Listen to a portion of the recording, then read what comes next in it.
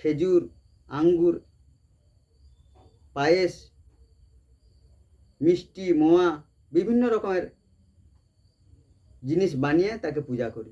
কিন্তু আপনারা ভেবে বলুন তো, এই সমস্ত জিনিসগুলো তিনি কি খান? তার এই মুহূর্তে কিসের প্রয়োজন আছে? যাকে আমরা ঠাকুর সাজিয়ে ভক্ত হয়েছি,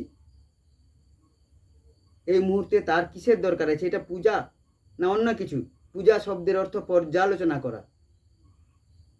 বৃষ্টির শেষ ভাগ, তাকে মাঠ থেকে তুলে এনে আমরা তাকে খুন করছি, মার্ডার করছি, আর আমরা আমাদের ভৈরঙ্গি দেখিয়ে তাকে বলছি এটাই আমাদের পূজা হচ্ছে। আর পূজা মানে সেই বিষয়টাকে পর্যালোচনা করা। এই মুহূর্তে বৃষ্টির শেষের দিক, যে গাছের যা যা প্রয়োজন, গাছের গোড়ায় আমাদেরকে একটু জল দিতে হবে, যদি জল না থাকে ওষুধ ব্যবহার করতে হবে, সেটাই হবে তার সেবা, তার পূজা, তার পর্যালোচনা। আপনারা ভেবে বলুন তো, সারা পশ্চিমবাংলার হিন্দু ধর্ম অবলম্বনকারী মানুষ যদি এক বুদা করে ধানের গুচ্ছ তুলে নেয়, এই গাছগুলো যদি মারা যায়, তাহলে আমার হিসাব মতন একটা হিসাব ভাবুন কমসে কম 10 লরি ধান হতো। সেই ধান মানুষ খেয়ে বাঁচত, ভারতবর্ষের অর্থনৈতিক স্বনির্ভর হতো। কিন্তু সেই সমস্ত না করে আমরা তাকে তুলে এনে ঘরের কোণে বসিয়ে আম, কাঁঠাল, ঢাক, ঢোল, শঙ্খ বাজিয়ে পুজো দিচ্ছি। আর সে যে সমস্ত চারাগুলোকে তুলে আনা হয়েছে, গাছগুলোকে ভেঙে আনা হয়েছে, সেগুলো মৃত্যু যন্ত্রণায় ছটফট করছে। এটা কি সত্যি সত্যি আমাদের পুজো হচ্ছে? আপনারা ভেবে বলবেন। পূজা শব্দটা সত্যি সত্যি হিন্দু ধর্মের ভিতর থেকে যে কুসংস্কারগুলো রয়েছে, এই সমস্ত কুসংস্কারগুলোকে বা এই সমস্ত কুসংস্কারের বেড়া জাল থেকে আমাদের ভেঙে বেরিয়ে আসতে হবে। এই সমস্ত আড়ম্বর সহিত পূজাকে আমাদের বন্ধ করতে হবে। মূল উদ্দেশ্য হচ্ছে বৃক্ষকে রোপণ করতে হবে। এই মুহূর্তে রোগ পোকার জন্য আমাদেরকে ওষুধ দিতে হবে, সার দিতে হবে। গাছ আমাদের দেবতা, গাছ থেকে অক্সিজেন পেয়ে আমরা বেঁচে আছি।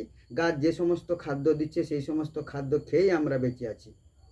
সুতরাং আমরা গাছকে তার পূজা না করে তার পর্যালোচনার মধ্য দিয়ে গাছকে আমরা সংরক্ষণ করব, ধান প্রাণকে ধারণ করে। আচ্ছা, একটা কথা ভাবুন তো, আমরা যে আম গাছটার ডালটা ভেঙে এনেছি, কত আম দিত, হাজার হাজার লিটার অক্সিজেন দিত না? পরিবেশ দূষণ মুক্ত রাখতো না? আমরা দেবতাকে সত্যি সত্যি যেভাবে, বা দেবীকে আমরা যেভাবে সত্যি সত্যি পূজা করি, এটা আমাদের পূজা নয়। সত্যিকারের পূজা হচ্ছে সেই বিষয় সম্পর্কে পর্যালোচনা করা, বিশেষ বিশেষ জ্ঞান দিয়ে সেই বিষয়টাকে আমাদের চিন্তা ভাবনা করা। আপনারা ভাবুন বিষয়টাকে। যদি আপনাদের এই বিষয়টা ভালো লেগে থাকে, তাহলে আপনারা আমাকে ফোন করেও জানাতে পারেন। যদি কোথাও ভুল হয়ে থাকে, তখনই আপনারা ফোন করে জানাবেন। ধন্যবাদ।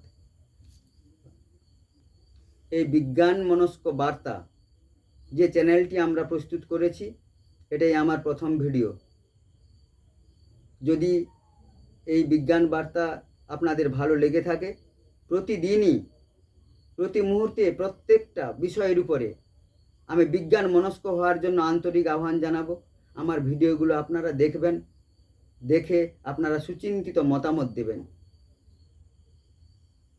ধন্যবাদ।